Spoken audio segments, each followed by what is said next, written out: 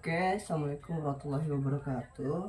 Kembali lagi bersama saya seputar pembahasan terkait dengan hukum dan asal daripada hukum Islam itu sendiri.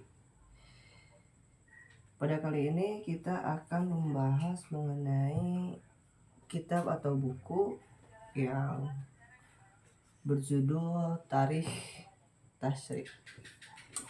Untuk selanjutnya jangan lupa like, comment, and subscribe.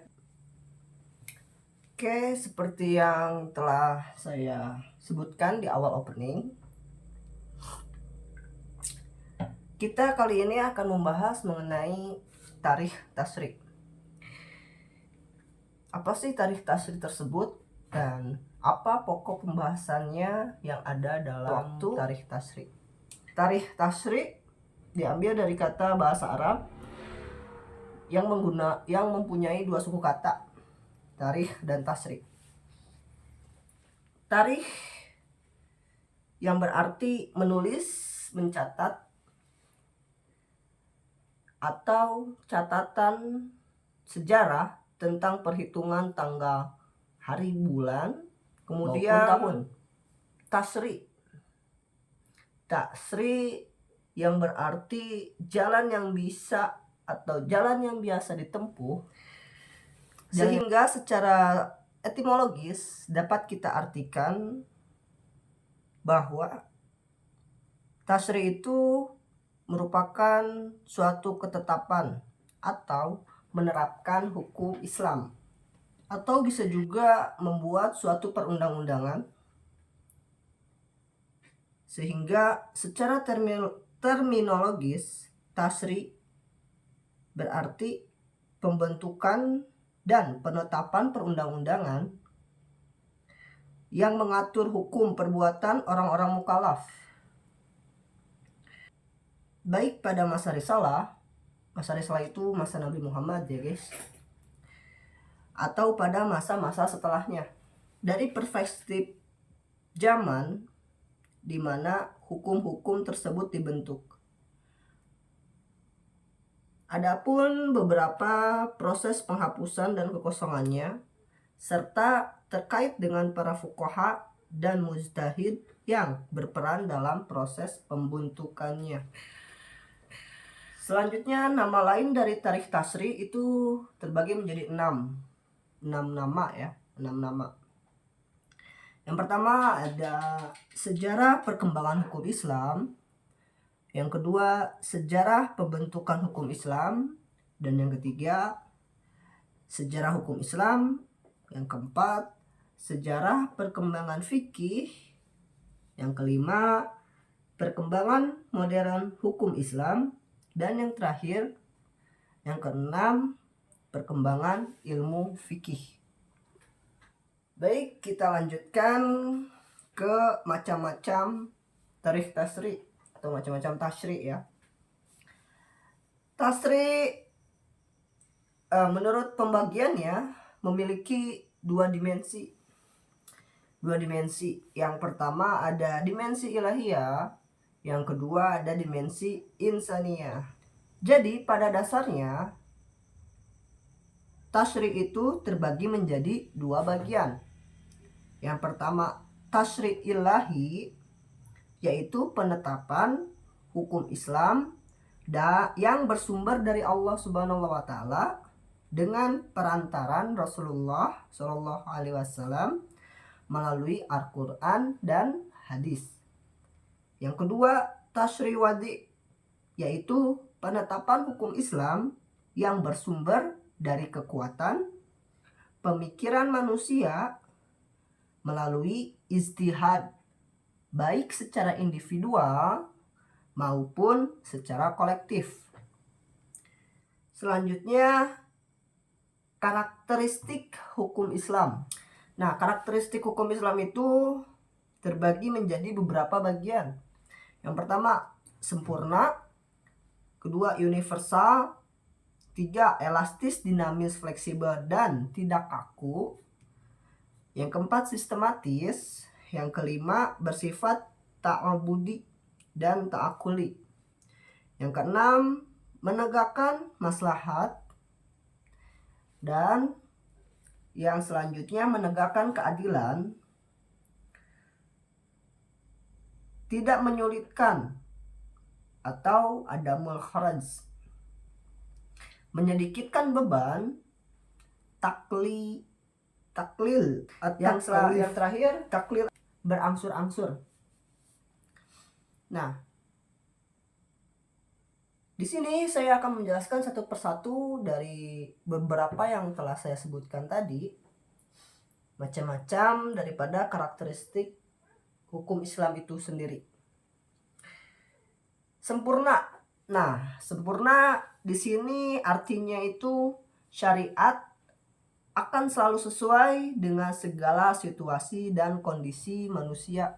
Nah, hal ini didasarkan bahwa syariat Islam diturunkan dalam bentuk yang umum dan hanya garis besar permasalahannya saja, sehingga hukum-hukumnya itu bersifat tetap meskipun zaman dan tempat selalu berubah-ubah. Nah, penetapan hukum yang bersifat global yang ada di dalam Al-Quran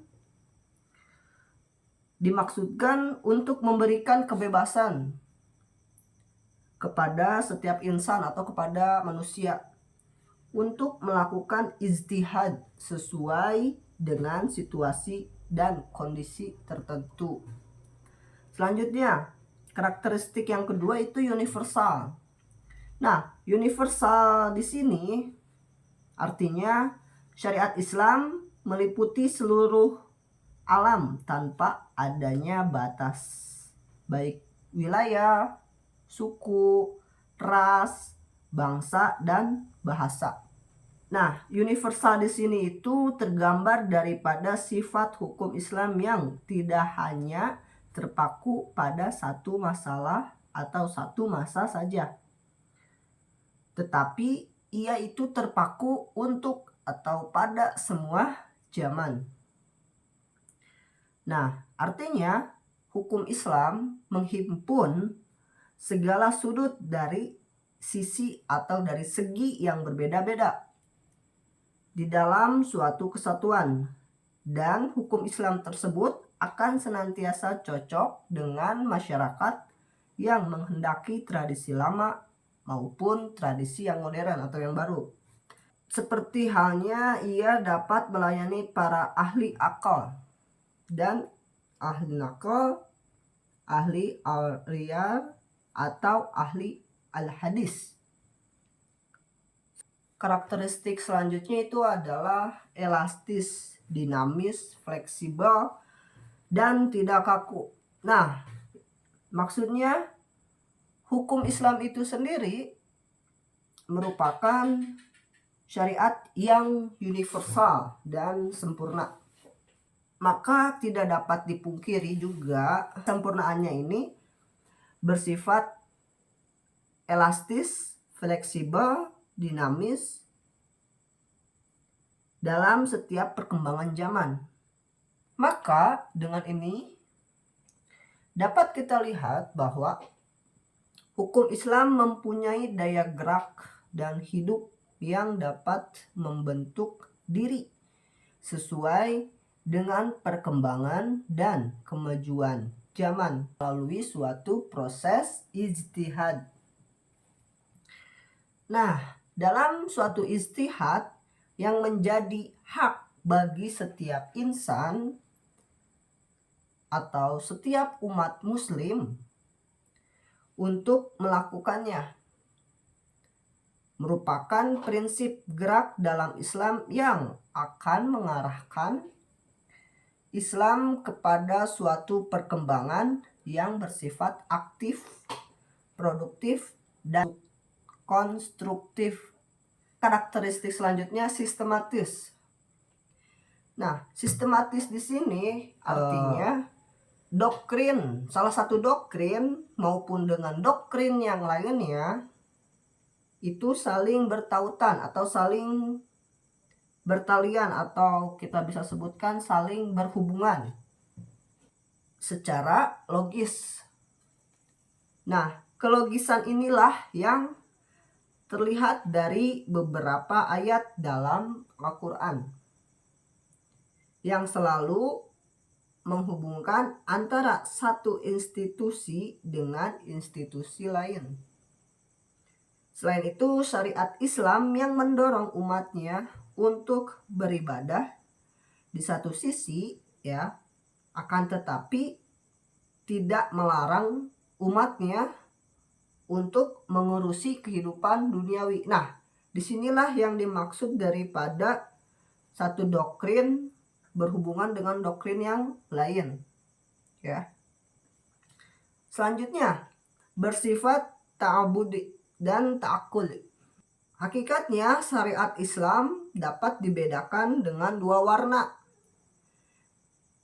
Ta'abudi yaitu bentuk ibadah yang fungsi utamanya untuk mendekatkan kita atau mendekatkan diri manusia kepada Tuhan atau kepada Sang Pencipta, mendekatkan diri kita kepada Allah Subhanahu wa taala. Sebagai keterangan daripada ayat Al-Qur'an atau hadis ya, wa ma khalaqtul jinna wal insa illa liya'budun, itu ada di dalam Al-Qur'an. Nah, bentuk ibadah yang ada daripada ayat Al-Quran tersebut sudah given atau sudah take from granted. Maksudnya apa? Makna yang terkandung daripada ayat itu atau makna yang terkandung di dalamnya tidak dapat dinalar irasional seperti jumlah rakaat salat. Tentunya kan tidak ada di dalam Al-Quran ya. Sedangkan yang ta'akuli adalah bersifat duniawi yang maknanya dapat difahami oleh nalar dan cara berpikir manusia secara rasional. Itulah yang dimaksud daripada karakteristik hukum Islam yang bersifat ta'abudi dan ta'akuli. Kemudian selanjutnya menegakkan maslahat. Karena seluruh hukum itu harus bertumpu pada maslahat, kebaikan untuk seluruh umat. Dan dasar dari semua kaidah yang dikembangkan dari seluruh hukum Islam itu harus bersimpu pada kemaslahatan.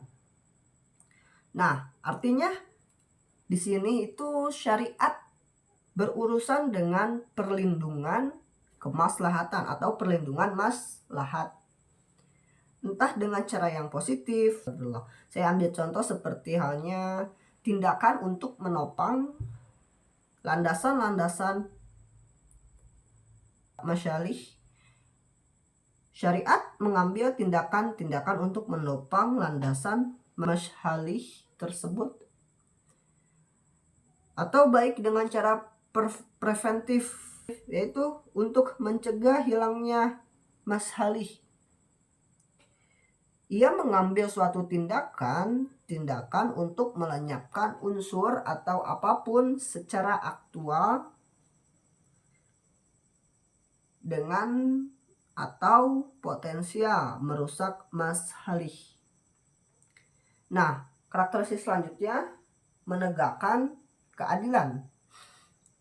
Keadilan dalam arti pertimbangan atau keadaan seimbang, mauzun.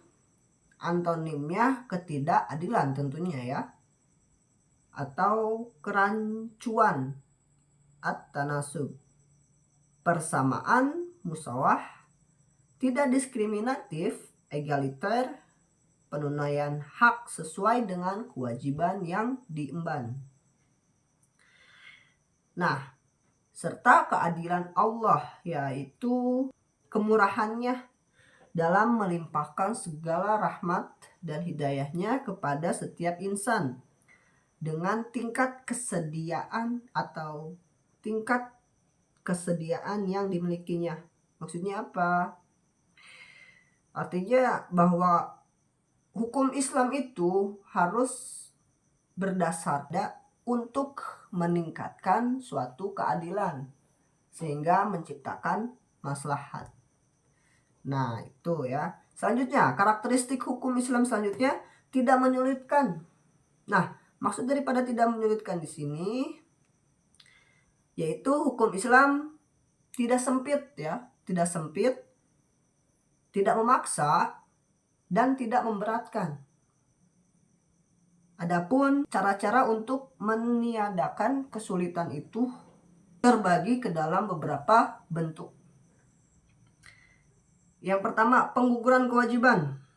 Dalam keadaan tertentu, tentunya kewajiban ditiadakan seperti gugurnya kewajiban salat Jumat dan gugurnya kewajiban puasa di bulan Ramadan bagi orang yang sedang dalam perjalanan atau orang yang sedang sakit.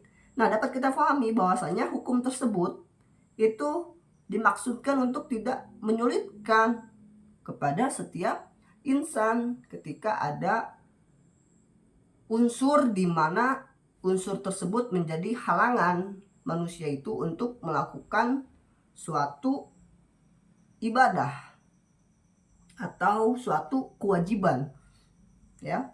Kemudian yang kedua, pengguguran kadar yang telah ditentukan. Seperti contohnya ya, qashar sholat dari yang jumlahnya 4 rakaat maksudnya menjadi 2 rakaat, yaitu sholat zuhur, asar, dan isya. Nah, itu contoh yang selanjutnya. Kemudian penukaran. Penukaran di sini merupakan suatu atau satu kewajiban dengan yang lain seperti wudhu atau mandi besar. Bisa kita tukar dengan apa? Dengan tayamum apabila tidak ada air ya. Dalam arti kita minim air atau tidak pernah ada air. Kemudian mendahulukan. Maksud daripada mendahulukan di sini mengerjakan suatu kewajiban yang sebelum waktunya hadir. Seperti sholat jamak takdim, sholat asar yang dilaksanakan pada waktu zuhur, melaksanakan sholat isya pada waktu sholat maghrib dengan syarat-syarat ketentuan yang tentunya kita tahu ya.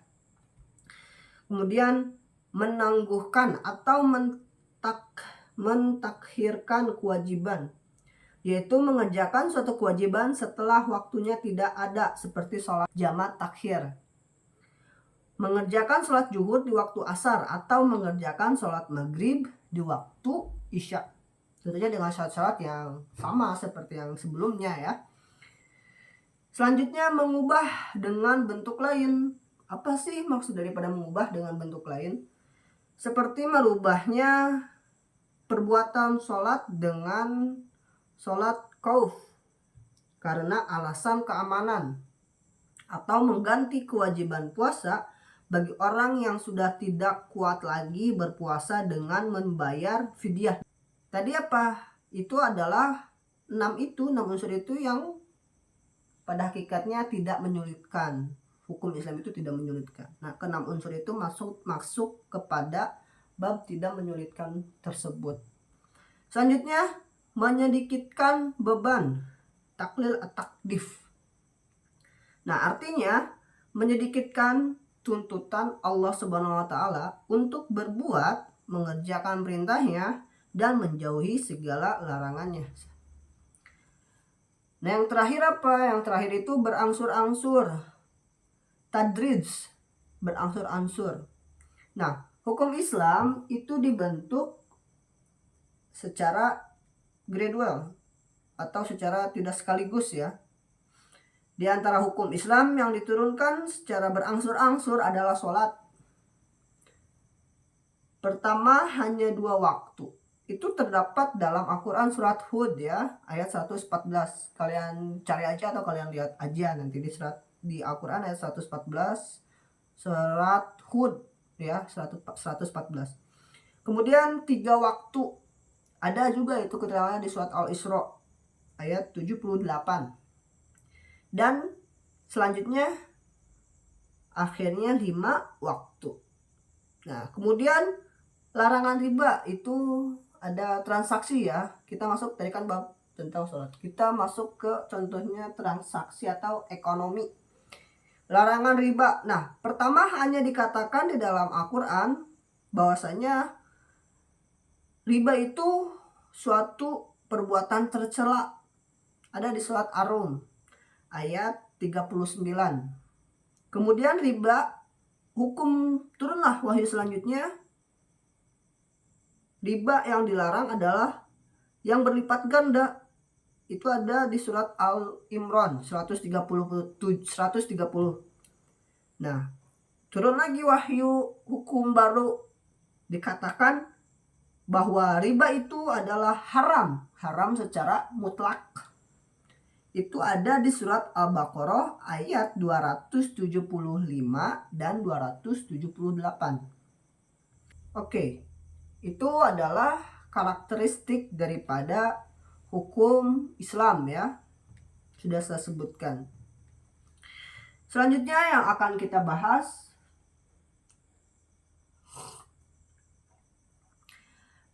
periodisasi atau periode tarikh tasyri' ya. Secara global, periodisasi tarikh tasyri' dapat digeneralisasikan atau dapat diuraikan menjadi 6 periode. Nah, yang pertama pada masa atau pada periode Rasulullah SAW, atau pada masa yang kita sebut dengan periode kenabian. Nah, periode ini juga disebut sebagai masa pertumbuhan, yaitu pertumbuhan dan pembentukan hukum Islam yang disemaikan oleh Rasulullah SAW selama 23 tahun, yaitu dari diangkatnya Nabi Muhammad SAW menjadi Rasul pada tahun 610 Masehi sampai wafatnya beliau pada tahun 632 Masehi.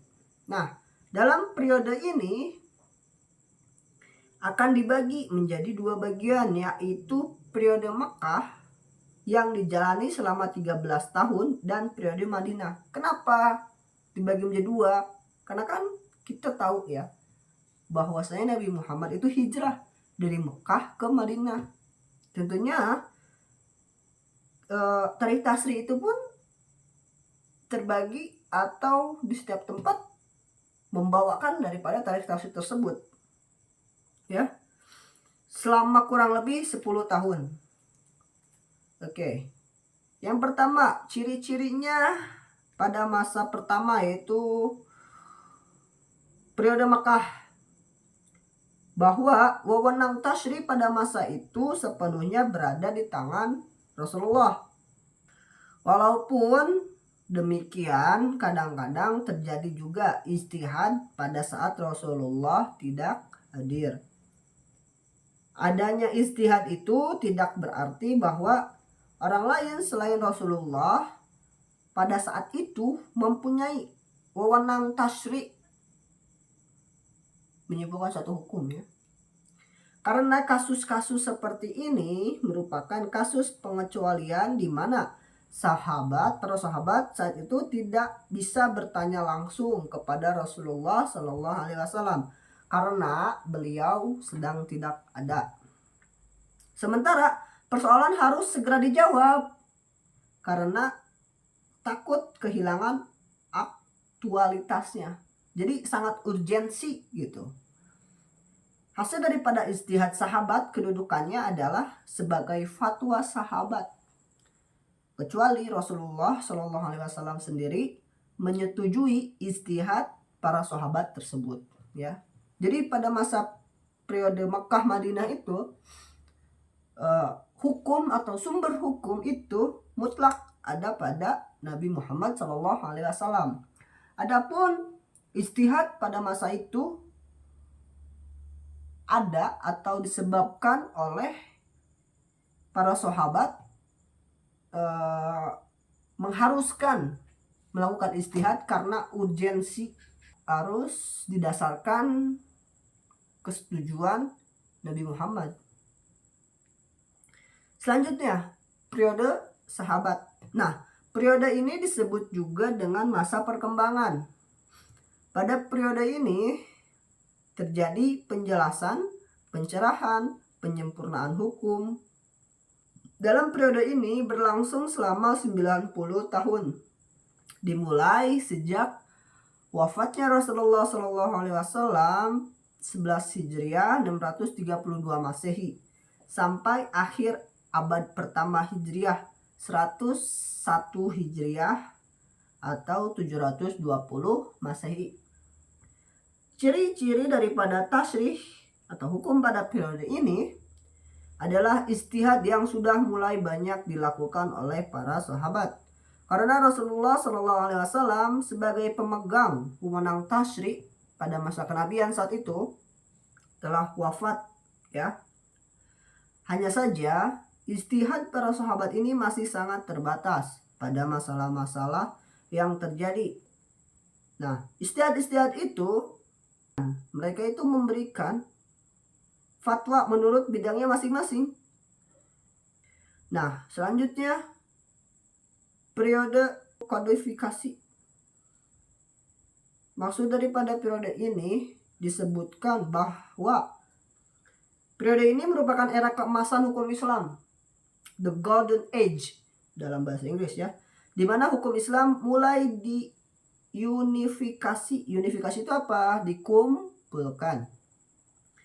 Kemudian dikodifikasikan. Dikodifikasikan di sini maksudnya adalah dibukukan.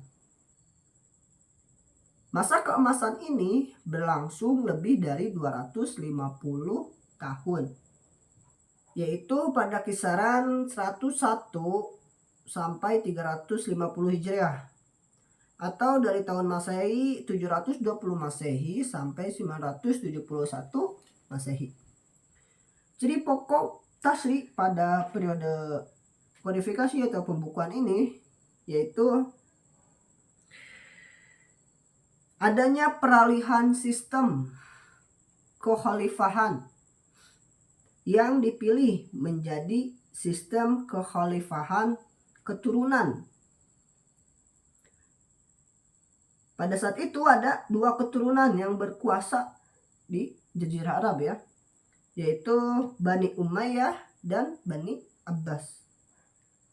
Secara politik ditandai oleh terbaginya umat Islam menjadi 3 kelompok, yaitu Sunni, Khawarij, dan Syiah.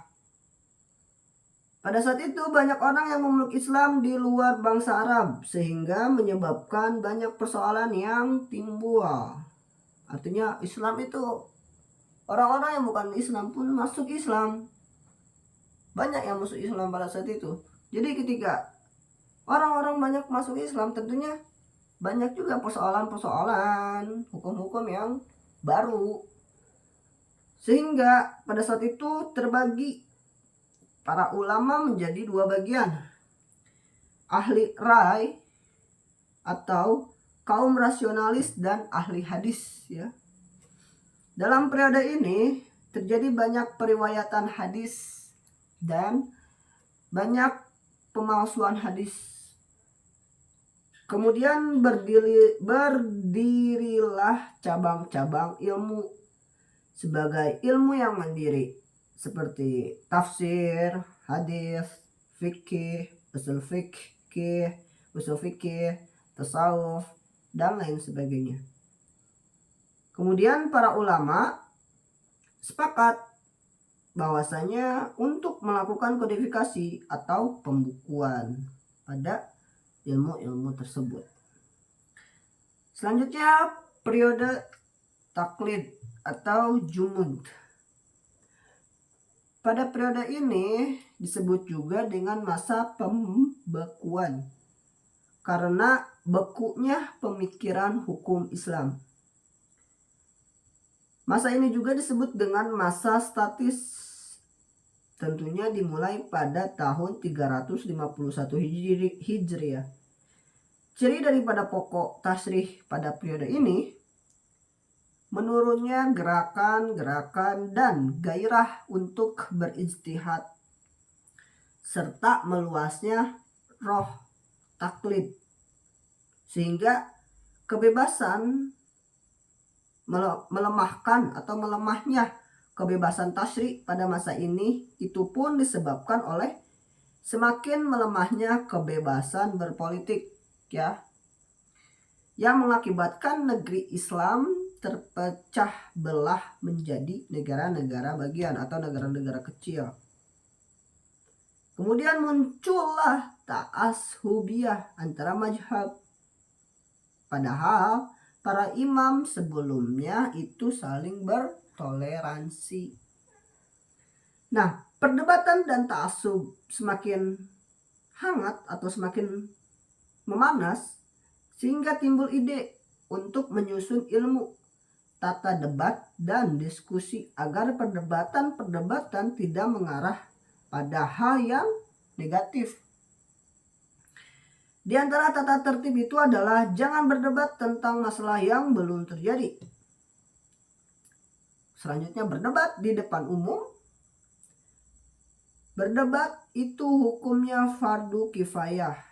Oleh karena itu apabila ada fardu kifayah yang lebih penting, maka berdebatnya harus ditinggalkan. Pada masa itu pula lahirlah larangan untuk taufik. Karena menganggapnya seolah-olah taufik itu pindah agama. Dan diperparah dengan meluasnya penyakit dengki dan egoisme di kalangan para ulama. Yang menyebabkan mereka lebih mengejar popularitas daripada keikhlasan prestasi. Nah, selanjutnya periode 3 yaitu kerajaan besar. Periode ketiga ini adanya kerajaan besar yaitu kerajaan Turki Utsmani. Yang pertama, yang kedua kerajaan Safawi, yang ketiga kerajaan Mughal. Nah, masa ini merupakan masa peralihan dari hukum klasik ke hukum modern, ya. Dari klasik kepada modern pada masa ini, ya. Nah, pada masa ini juga dimulailah dirintis unifikasi dan kodifikasi hukum Islam. Seperti yang dilakukan oleh Turki Utsmani dengan mazalatnya. Nah, selanjutnya kita masuk ke periode kebangkitan. Ciri-ciri daripada rubahnya atau adanya periode kebangkitan hukum Islam pada abad modern, di mana ijtihad kembali dikumandangkan dan meluasnya ajakan untuk kembali ke Al-Quran dan Sunnah. Mulai banyak negeri-negeri Islam yang memerdekakan diri pada saat itu, ya, dari penjajahan, yaitu dimulai sejak umat Islam dunia sadar bahwa umat Islam sangat ketinggalan dari Barat, menyadari bahwa hukum Islam merupakan sumber hukum yang tidak pernah kering, dan menyadari ternyata hukum Barat yang maju itu berasal dari hukum Islam. Artinya apa? Artinya semua hukum yang ada di dunia ini yang dikembangkan atau yang ditemukan oleh orang-orang Barat, ini hukum yang dikembangkan oleh mereka. Padahal pada hakikatnya hukum itu ada daripada orang-orang Islam itu sendiri. Artinya mereka mengambil hukum Islam dan menjadikannya itu miliknya. Padahal bukan, hakikatnya hukum mereka itu adalah hukum Islam. Itu dimulai dari tahun 1924.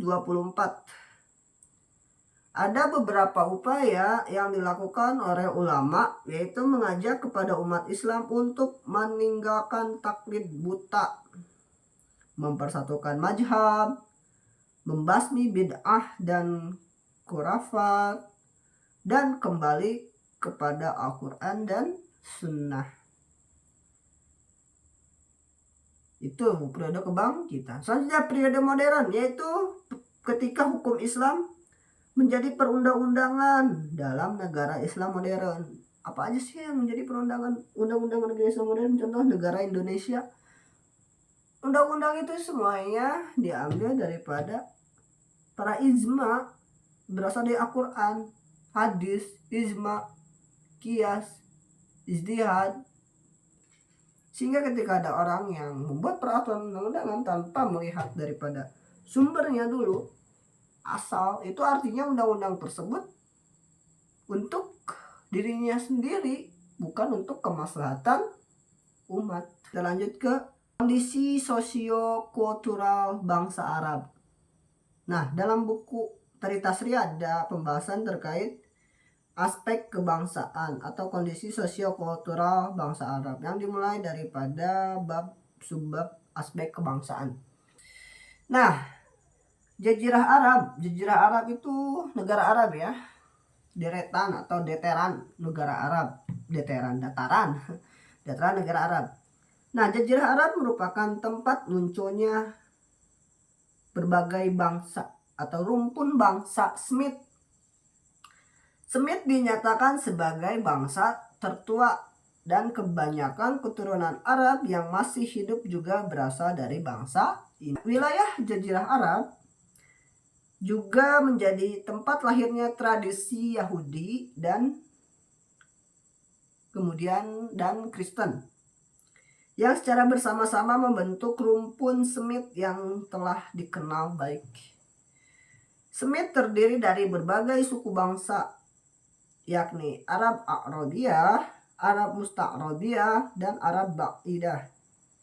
Ketiga suku bangsa Arab tersebut adalah keturunan Nabi Ibrahim dari garis keturunan Nabi Ismail. Sebelum Nabi Ismail datang ke kota Makkah, sebetulnya telah ada lebih dulu suku asli penduduk Mekah, yaitu suku Amalikah dan Jurkum. Nah, suku Amalikah ini dan Jurkum terlibat pertempuran sehingga suku Amalikah tersingkir dari kota Makkah dan pindah ke kota Yasrib atau kita kenal dengan Madinah.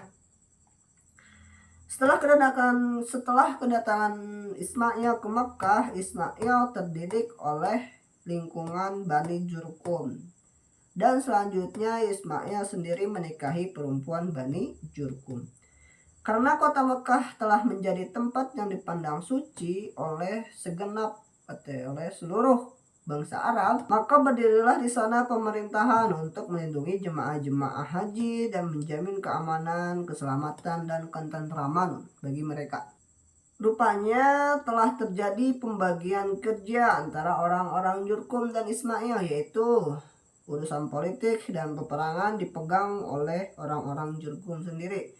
Sedangkan Ismail mencurahkan tenaganya untuk berkhidmat kepada Baitullah dan urusan keagamaan. Di samping bangsa Arab yang bersuku-suku dan berkabilah-kabilah itu, ada bangsa lain yang tinggal di semenanjung Arab, khususnya di Madinah atau Yastrib yang tadi saya sebut ya, adalah suku Hadraz dan suku Aus.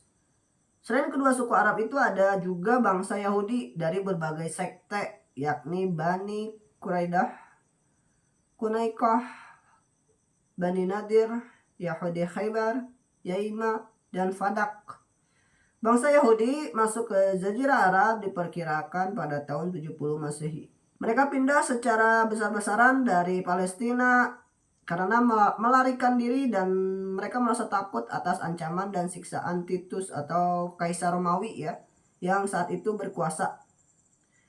Hasil interaksi antara Yahudi dengan bangsa Arab menghasilkan akulturasi, terutama merembesnya kebudayaan Yahudi kepada bangsa Arab, yang pada masa itu masih rendah kebudayaannya dibandingkan dengan Yahudi. Nah, suku-suku Yahudi tersebut nantinya akan hengkang dari Madinah karena melanggar kesepakatan perdamaian yang tertuang dalam Piagam Madinah. Salah satu pelanggaran yang mereka lakukan adalah membantu musuh-musuh Nabi dalam beberapa peperangan. Dan dari pelanggaran ini mereka harus pergi dari kota Madinah. Lanjut ke subbab kondisi internasional. Dalam Tarikh Tasrih ya, ada kondisi internasional menjelang kedatangan Islam. Situasi dunia internasional diwarnai dengan berbagai persaingan antara berbagai kerajaan. Dulu dunia ini kan kerajaan ya. Di wilayah Eropa bagian barat, yaitu kerajaan Roma, berada dalam posisi lemah. Georgius yang agung ya pada saat itu, yang menjadi paus di Roma, tetap berada di bawah kontrol dan kekuasaan kerajaan Romawi Timur yang berpusat di Konstantinopel. Nah, kerajaan ini pernah menguasai Asia Kecil seperti Syria, Mesir, Eropa Tenggara, Danube, sampai ke beberapa pulau di Laut Tengah. Sementara saingan beratnya itu adalah kerajaan Persia. Kerajaan Persia itu ada di bagian timur, menguasai daerah-daerah di Irak yang tertuju ke Afghanistan dan Sungai Oxus. Selanjutnya negara India yang berada di wilayah Asia bagian selatan berada di bawah kekuasaan Raja Harsyah pada tahun 606 sampai 647. Itu ya. Penguasa terakhir kerajaan Hindu saat di negara Hindia itu, atau penguasa terakhir kerajaan Hindu di negara India bagian utara yang tidak dapat lagi mempertahankan kekuasaannya. Sementara kekuasaan Cina saat itu dalam kondisi stabil. Sejak dinasti Sui melakukan konsolidasi kekuasaan, kemudian diteruskan oleh dinasti Tang. Perkembangan ekonomi dan budaya Cina mengalami kemajuan. Jadi Cina itu sudah maju pada zaman itu ya. Sekarang pun Cina tetap maju. Pada tahun 527, Kaisar Justinus kembali memperoleh kekuatan dan kepercayaan rakyat untuk mengambil alih kota Konstantinopel atau mengambil alih Konstantinopel, ibu kota kerajaan Bizantium. Nah, ia berhasil mempersatukan pusat-pusat kekuatan kerajaan, lalu merebut kembali kota-kota penting yang pernah hilang dari pangkuan kerajaan Bizantium. Ia kembali merebut Italia dan Afrika bagian utara. Namun, sepeninggalan Justinus, seorang putra gubernur Afrika Utara yang bernama Heraklitus mengambil alih kerajaan Bizantium dari Popas. Ia berkuasa dari tahun 610 Masehi sampai 614 Masehi. Pada 619 Masehi, Persia hendak merebut Mesir. Setelah pada 614 Masehi merebut Yerusalem dan berhasil membawa salib suci yang dianggap sakral oleh umat Kristen. Nah, setelah itu umat Kristen marah dan bersatu untuk menghancurkan Persia. Kondisi tersebut dimanfaatkan oleh Heraklitus untuk melancarkan serangan invasi ke Irak. Dan pada 627 Masehi, Persia diserang habis-habisan pada masa Syah Khusro II. 2 tahun berikutnya, imperialisme raksasa ini berangsur-angsur lemah dan berikutnya runtuh dan berada di bawah kekuasaan Islam. Jadi panjang sekali terkait Konstantinopel ini ya. Nah, sementara itu Manna Al-Qotan menyebutkan sebelum datangnya Islam, negeri Arab dikuasai oleh 2 kerajaan besar, yaitu Persia Sasania dan Romawi. Nah, Persia di sini menguasai bagian timur utara, sementara Romawi menguasai daerah bagian utara dan barat. Kerajaan Persia yang membentang tersebut telah berhasil membangun sebuah peradaban besar yang dikenal dengan peradaban Persia. Kemudian diteruskan oleh kerajaan Sasania mulai tahun 226 Masehi sampai 651 Masehi.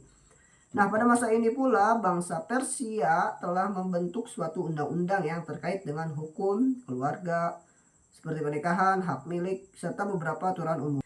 Kerajaan Romawi berdiri di atas peradaban filsafat Yunani dan Romawi kuno, dan pewaris pemikiran Sokrates, Plato, Aristoteles. Kerajaan ini menguasai daerah Lautan Putih Tengah sekitar wilayah Syam, Mesir, Maghrib. Kerajaan ini menganut paham keagamaan Nasrani yang telah terlebih dahulu dipengaruhi oleh pemikiran filsafat Yunani, dengan tujuan untuk mempertahankan diri dari serangan bangsa-bangsa penyembah berhala. Bila diruntut lebih jauh, menurut Al-Qatan, hal ini yang awalnya dikembangkan oleh Iskandaria sehingga pada masa selanjutnya disebut dengan Neoplatonisme. Kira-kira itu pada tahun ke-200 Masehi. Oke, lanjut aspek geografis. Sebagian besar tanah Arab atau sering disebut dengan orang dengan Jazirah Arab ya, merupakan semenanjung terbesar di dalam peta dunia. Luas wilayahnya sekitar 1745.900 km kubik. Dikatakan semenanjung karena 3 sisi dari wilayah Arab saja yang dibatasi oleh laut. Di sebelah barat dibatasi oleh Laut Merah, di sebelah selatan dibatasi Lautan Hindia, di sebelah timur dibatasi dengan Teluk Arab, dan di sebelah utara dibatasi oleh Gurun Irak dan Gurun Syam atau Gurun Syria. Panjangnya 1000 km lebih dan lebarnya kira-kira 1000 km lebih. Nah, Jazirah Arab terdiri dari 2 bagian, bagian tengah dan bagian tepi. Bagian tengah terdiri dari tanah pegunungan yang jarang terkena siraman air hujan, penduduknya sangat sedikit, yaitu kaum pengembara yang selalu berpindah-pindah tempat atau biasa kita kenal kaum nomaden. Itu orang Baduy ya, mengikuti turunnya hujan dan mencari padang yang ditumbuhi rumput untuk tempat mengembala ternak mereka. Nah, penduduk ini sering disebut dengan orang Baduy, itu benar, orang Baduy. Di bagian tengahnya terdapat atau dibagi 2, yaitu bagian utara yang disebut Najd dan bagian selatan disebut Al-Ahqaf. Bagian selatan penduduknya sangat sedikit.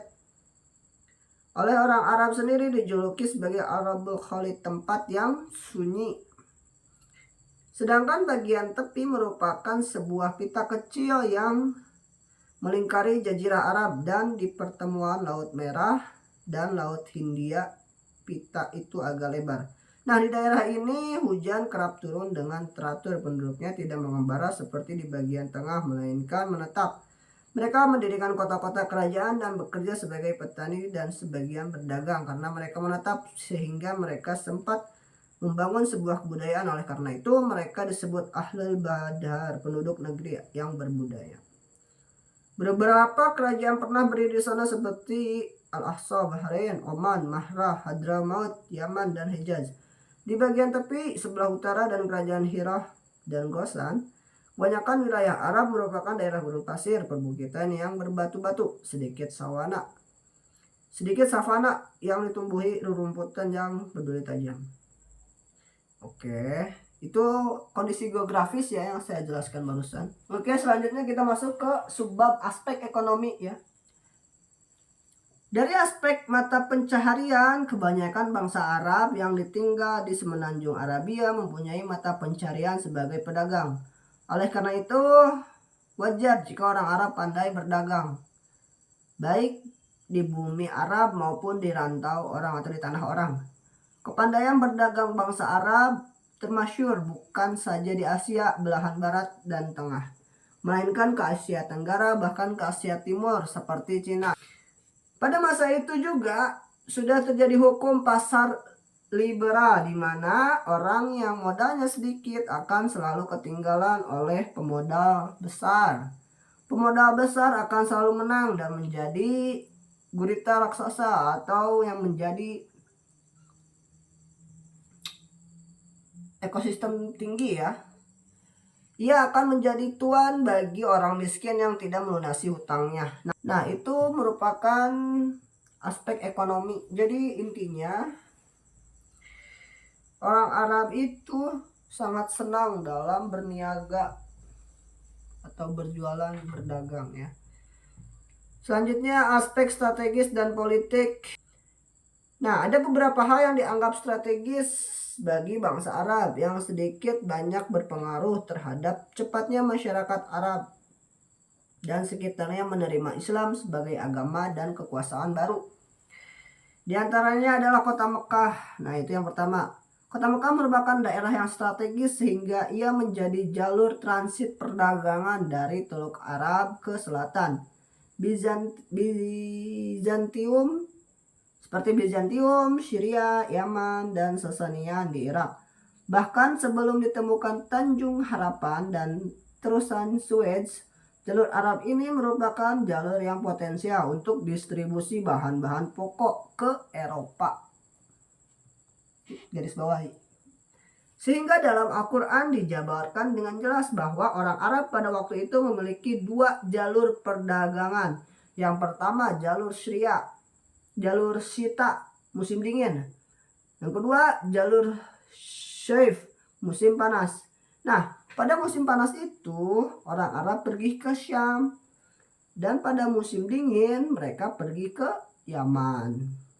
Dalam perjalanan itu mereka mendapatkan jaminan keamanan dari penguasa-penguasa pada negeri-negeri yang mereka lewati.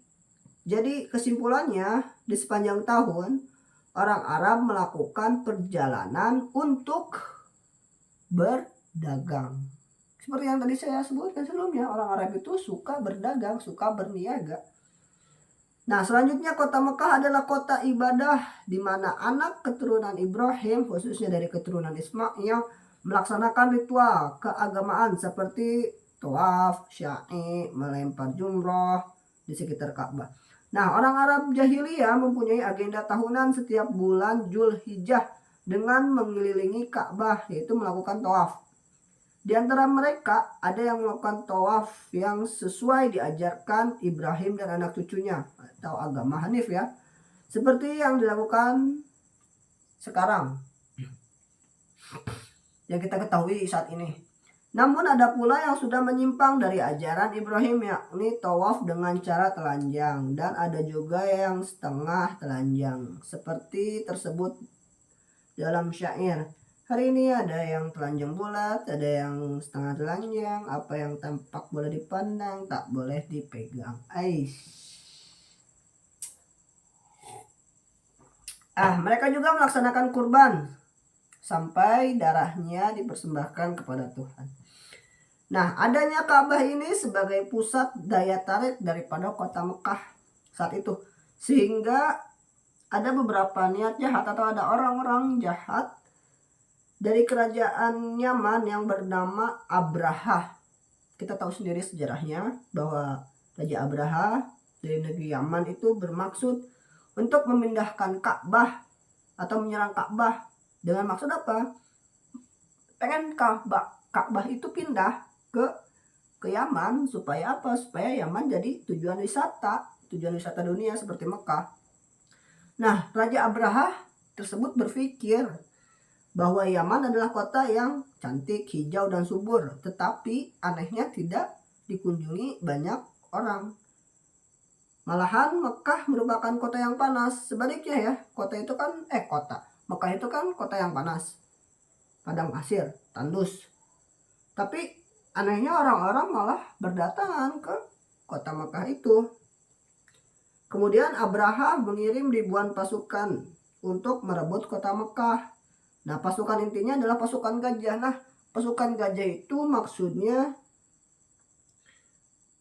alat angkut untuk membawa Ka'bah dari Mekah ke Yaman.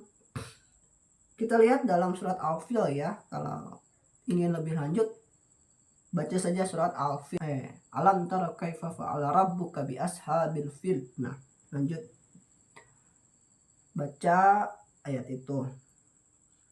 Kemudian, mengabdikan diri pada Ka'bah merupakan jabatan yang sangat tinggi bagi suku-suku di kalangan bangsa Quraisy. Dalam sejarah dapat dilacak bahwa pada abad ke-5 Masehi ada pembagian tugas dalam mengurus Ka'bah seperti yang dijabat oleh Qusay bin Kilab. Adapun pembagian tugas ini adalah hijabah, yaitu penjaga pintu Ka'bah atau juru kunci. Nah, jabatan kehormatan ini selalu dipegang oleh kakek-kakeknya Muhammad. Selanjutnya Sikaya, yaitu petugas yang menyediakan air minum, khususnya air Zam-Zam untuk para tamu Ka'bah. Termasuk di dalamnya ada arak kurma, minuman khas kota Mekah. Air-air itu ditampung dalam perigi-perigi, kotak-kotak gitu ya. Tangki-tangki. Kalau bahasa kita ya mah. Selanjutnya Rafido, yaitu petugas pemberi makan untuk jemaah haji yang tidak mampu. Haruslah disediakan makanan. Nah, biasanya bangsa Quraisy memberikan sebagian hartanya kepada Qusay agar dipergunakan untuk menyediakan makanan bagi jemaah haji yang kurang mampu. Kemudian ada 2 petugas pemimpin rapat tahunan. Liwa petugas penyeru untuk berperang dan pemegang bendera panji yang dipancangkan di tombak kemudian ditancapkan sebagai lambang tentara yang sedang menghadapi musuh. Itu liwa. Kemudian Qaida sebagai pemimpin pasukan panglima dalam peperangan. Nah, jadi intinya daripada aspek strategis dan politik ini, bangsa Arab memegang kendali atau sudah memiliki suatu konsep dan mekanisme tersendiri. Selanjutnya, aspek keagamaan di bangsa Arab itu ya. Aspek keagamaan, ya ini kan masuk dalam subbab tarikh tasrih juga. Dari aspek agama, Arab merupakan wilayah yang menarik karena pusat dari agama Samawi yang dibawa oleh Nabi Ibrahim. Dari jalur Nabi Ishak berkembang 2 agama besar yaitu Yahudi dan Nasrani. Sedangkan dari jalur Nabi Ismail lahirlah agama Islam. Bahkan sebelum Islam lahir ada agama yang dipegang teguh oleh suku Quraisy, khususnya yang disebut dengan agama Hanif, yang mentauhidkan Allah. Di antara para tokoh agama Hanif diantaranya Umar bin Nufail dan Zuhair bin Abi Salma. Agama lain yang berkembang di Jazirah Arab pada waktu itu adalah Yahudi, khususnya di Madinah. Akan tetapi pengaruhnya sampai juga ke Mekah. Banyak perilaku dan tata cara orang Yahudi yang dicontoh oleh bangsa Arab. Salah satunya adalah praktek jual beli yang mengandung unsur riba, seperti yang dipraktekkan oleh Abbas, paman Nabi. Sedangkan agama Nasrani dianut oleh sebagian kecil bangsa Arab. Contohnya kecil adalah Utsman bin Huwaris dan Waraqah bin Nawfal, pamannya Khadijah istri Nabi, yang meramalkan peristiwa Gua Hira sebagai awal dari nubuahnya Muhammad Sallallahu Alaihi Wasallam. Ada pula agama penyembah berhala, merupakan agama yang diimpor dari Asia Tengah. Sebagian besar sejarawan mengatakan sekitar daerah Yerusalem. Dari perkembangan agama inilah patung-patung didatangkan oleh para saudagar kaya dan berpengaruh dari Yerusalem ke Mekah dan diletakkan di sekeliling Mekah atau di sekeliling Ka'bah. Yang tertua dan terbesar adalah 3 patung. Pertama Lata ditempatkan di Taif, Kuba, kemudian Uja, Hejaz, Manat. Nah, sehingga dari sini kita dapat ketahui bahwa bangsa Arab telah mengenal Tuhan yang berkeluarga dan berhala itu dianggap sebagai keluarga-keluarganya. Selain itu, keberagaman bangsa Arab saat itu dapat pula dilihat dari nama ayah Nabi, Abdullah, yang artinya hamba Tuhan. Namun orang Arab menyembah berhala ini adalah sebagai perantara kepada Tuhan. Jadi pada hakikatnya bukan berhala yang mereka sembah tetapi wujud Tuhan yang menjelma di dalamnya. Hal ini disebutkan dalam surah Al-Zumar ayat 3. Untuk mendekatkan diri kepada para dewa, bangsa Arab terbiasa menyajikan kurban-kurban binatang ternak, bahkan pernah pula mereka mempersembahkan manusia sebagai kurban kepada dewa. Abdul Muthalib hampir saja menyembelih putranya yang bernama Abdullah untuk menjadi korban para dewa. Selain menyembah berhala, mereka juga menyembah pohon besar, binatang, bintang, dan jin sebagai penyerta syarik Allah. Pada umumnya mereka tidak percaya akan adanya hari kiamat dan tidak percaya pula tentang adanya hari kebangkitan setelah kematian. Seperti yang tertulis dalam surat Al-Mu'minun, tidak ada kehidupan selain kehidupan di dunia ini, kita mati dan hidup dalam kehidupan ini dan hanya zaman akhir yang menghancurkan kita. Nah, maksud daripada Syahrastani menyebut mereka yang mempercayai itu dengan sebutan orang-orang Arab Mu'attilah. Mereka melihat bahwa adanya alam ini hanyalah karena gerakan alamiah yang menghidupkan dan zaman yang memfanakan. Di antara orang Arab lain ada yang mengingkari adanya kebangkitan pada hari akhir, walaupun mereka mengaku adanya Khalik dan pencipta alam. Mereka menyangka bahwa kebangkitan itu merupakan perkara yang mustahil terjadi setelah jasad hancur menjadi tanah dan debu seperti yang dituliskan Allah dalam Al-Quran. Surat Yasin 78. Qala man yuhyil ijama wa hiya ramim. Ia berkata, siapakah yang menghidupkan tulang berulang sedang ia telah menjadi hancur lebur. Apabila bulan surat Al-Qaf ayat 3. Apakah bila kita telah mati dan telah menjadi tanah dapat hidup kembali, itu adalah perkara kebangkitan yang jauh sekali kemungkinan. Jadi sebagian orang Arab, maksudnya itu ya dari tarikh tasri ini, mereka tidak mempercayai adanya kebangkitan setelah mati, setelah wafat. Jadi kalau kita simpulkan ya, yang dimaksud daripada zaman jahiliyah, ya seperti kita tahu bahwa zaman jahiliyah itu adalah zaman kebodohan, bahwasanya banyak orang yang salah kaprah yang memaknai jahiliyah dalam sejarah Islam di masa menjelang lahirnya Islam. Nah, mereka memaknakan kata jahiliyah secara harfiahnya saja, yaitu kebodohan secara umum. Padahal pada waktu itu khususnya ilmu sastra Arab sedang dalam masa puncak keemasan. Bahkan di sana pada saat itu ada festival sastra di Pasar Ukaz yang sangat bergensi sebagai pengakuan terhadap pemenang sastra itu. Nah, hasil sastra akan dipajang di dinding Ka'bah sebagai pengakuan tertinggi karya sastra itu. Bahasa Arab adalah bahasa yang terpelihara karena mereka tidak tercampur dengan bahasa lainnya. Biasanya kerusakan bahasa Arab ini disebabkan oleh percampuran dengan bahasa asing. Oleh karena itu bahasa mereka tetap murni dan terpelihara dari segala macam kerusakan. Di samping masalah sastra, ilmu lain juga ikut berkembang, terutama ilmu astronomi. Bangsa Arab sudah pandai membaca rasi bintang untuk peruntungan dan petunjuk Allah. Ilmu ini sangat berguna bagi para pedagang. Nah, jadi intinya yang dimaksud dengan jahiliyah adalah jahiliyah dalam akidah aja, karena penyelewengan akidah mereka dari ajaran Hanif menuju agama pagan.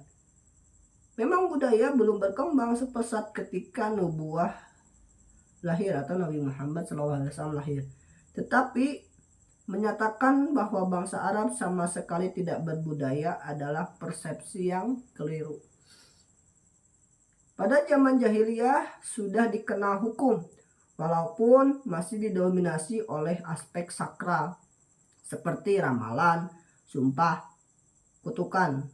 Hukum-hukum muamalat seperti pinjaman dengan bunga, pencatatan utang piutang, kontrak pertanian, contohnya mudharabah, murabahah, mujaroah, telah ada saat itu dan mewujud dalam tradisi masyarakat Madinah yang pada akhirnya pun diserap menjadi hukum Islam. Nah, jadi maksud daripada zaman jahiliyah itu bukan zaman kebodohan ya guys. Bangsa Arab itu sebetulnya sudah berbudaya, cuma dikarenakan nubuah atau Nabi Muhammad itu belum muncul, sehingga dikatakanlah jahiliyah.